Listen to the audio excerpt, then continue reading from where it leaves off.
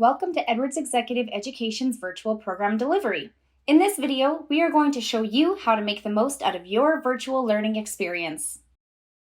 We will start by going over the expectations for the program, tips and tricks to make the most out of your virtual learning experience, troubleshooting before the program, settings during the program, and how to rejoin if you get disconnected from the meeting. First, we are going to start with expectations, tips, and tricks. All program materials will be shared electronically prior to the program start date. These will be shared through an online platform called Canvas. You will receive a welcome email from the program coordinator giving you access to Canvas and directions on how to access it.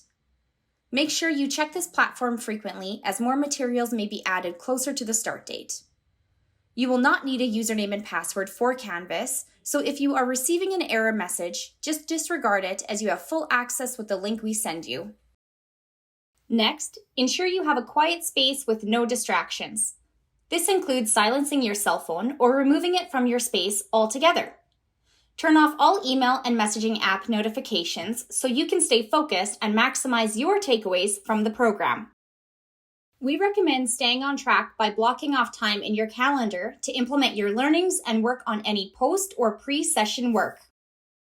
The program will be facilitated live with collaborative tools used, including breakout rooms, activities, discussions, and shared documents.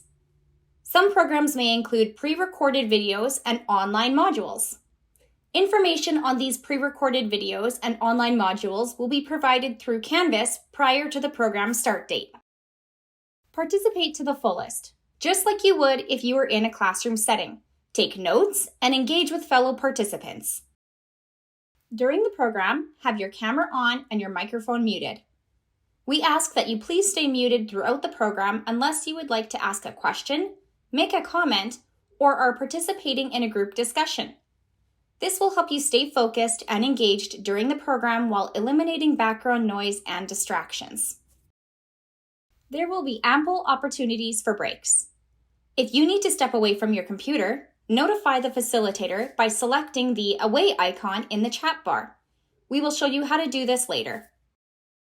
Don't be afraid to ask questions. You can do this by unmuting your mic. We will show you how to do this later. Before your program begins, take time to set up and get comfortable with Zoom. First, ensure you have the latest version of Zoom installed on your device. Download the latest version of Zoom at zoom.us/download.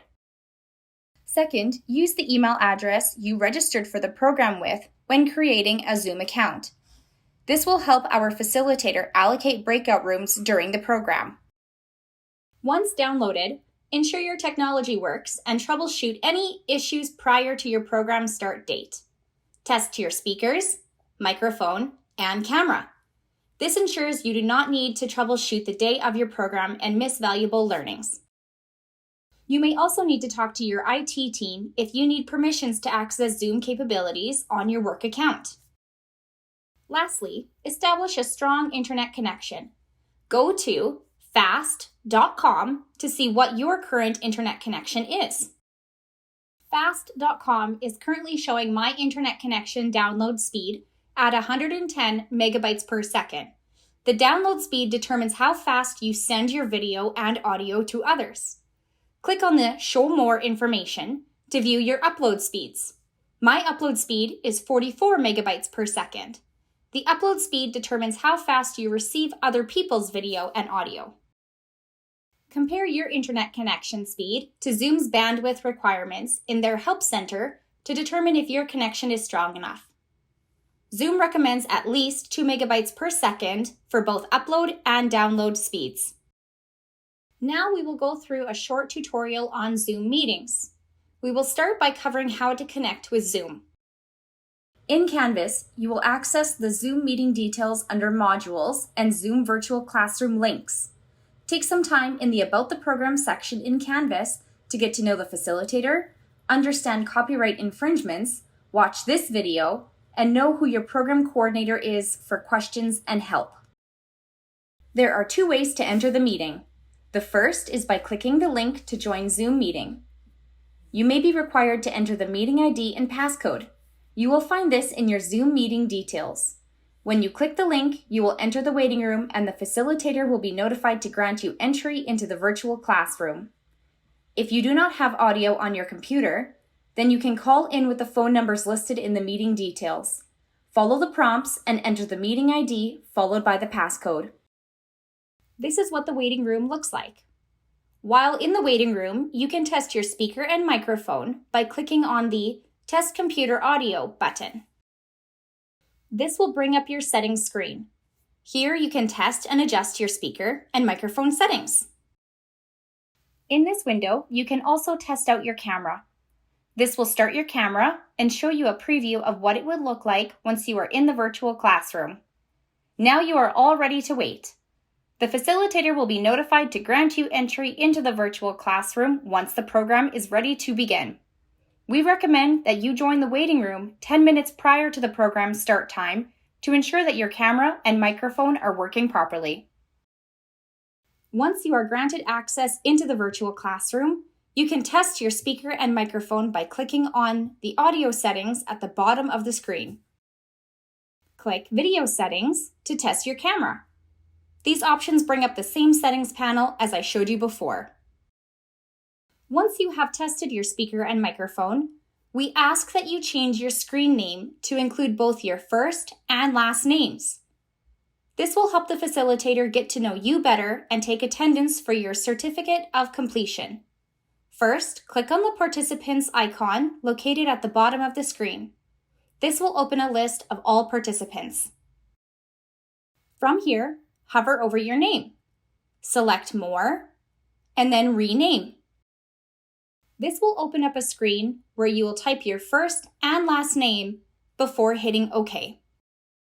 Now we will go over tools to use during your program. This includes the chat bar, nonverbal cues, breakout rooms, annotation, whiteboards, and how to adjust your screen sizes. During the program, you may have access to the chat function. Your facilitator may also disable this feature to encourage speaking during the program.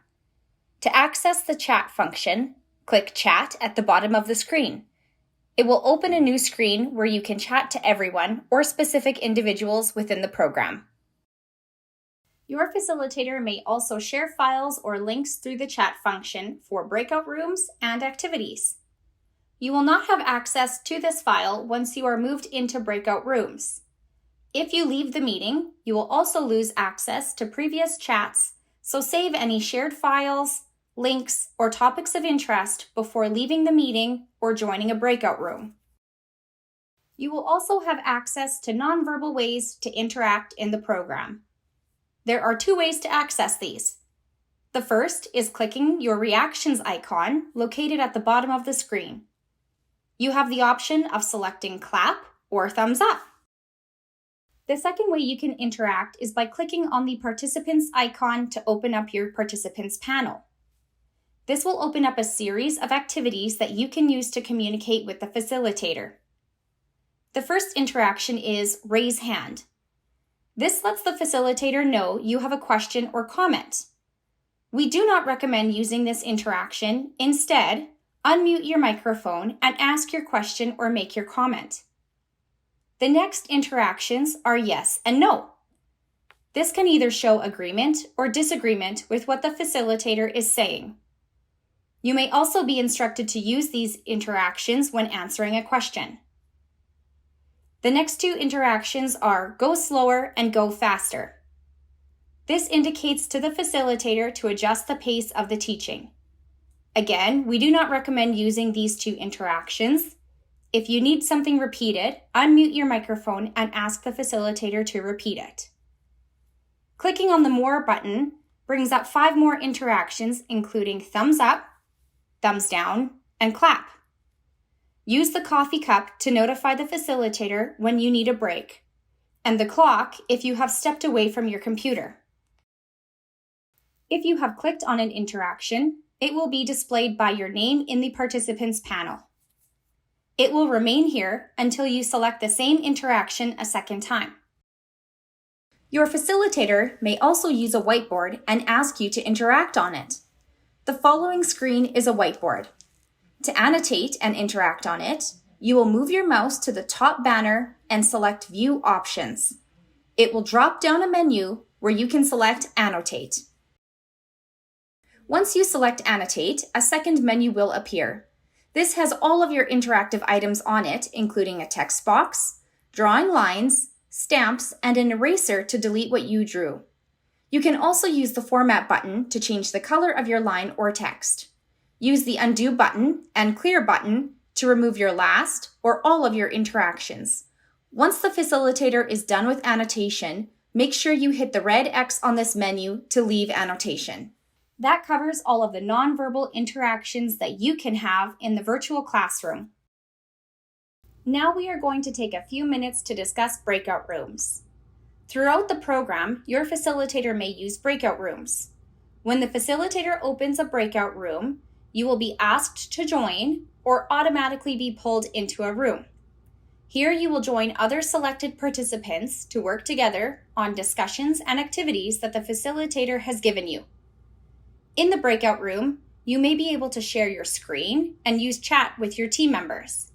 But remember, if the facilitator has shared a link or file to use in your discussions, ensure you have this downloaded before entering the breakout room. While in a breakout room, the facilitator can also share messages through a broadcast. This will pop up at the top of your screen in a blue box. You can also select the Ask for Help button to let the facilitator know that you need help in your room and you have requested them to join you. We also want to talk about leaving the breakout room. You can either leave the room ahead of time by clicking the Leave Room button, or wait for the facilitator to end the breakout session. You will be notified with a countdown of 60 seconds. Once that time is up, you will be automatically brought back into the main session. Lastly is a quick tutorial on changing your screen layouts. You will have your own personal preference on how you like to view the screens and participants, but if you want to change your layout, here is how you do it. On the top right corner, there is a view icon that drops down a menu for viewing options. Right now, I am in the standard view, which means that the facilitator slide will appear with the participants above. The side-by-side options move the participants to the right side of the screen. You have the option of speaker and gallery with the side-by-side. This means that either only the individual speaker appears or all participants appear. If you select the full screen option, Zoom will take over your entire screen. Play around with these until you find a layout you prefer. To conclude, we want to discuss how to rejoin the program if you leave the meeting. If you leave the virtual classroom, you will have to rejoin with the same information provided in your Zoom meeting details. You will be admitted to the waiting room once again and will have to wait for the facilitator to grant you re-entry into the virtual classroom. If you leave the virtual classroom, you will lose access to your chat history. This includes all shared links, files, and discussions. So ensure you have everything saved and downloaded prior to leaving the virtual classroom. Your certificate of completion is based on your attendance in the program. So please try to remain in the virtual classroom the entire time of the program. Thank you, and we hope you enjoy your program. If you have any questions regarding any of the Zoom virtual classroom features, please contact your program coordinator. If you are unsure who the program coordinator is, email us at execed@edwards.usasp.ca.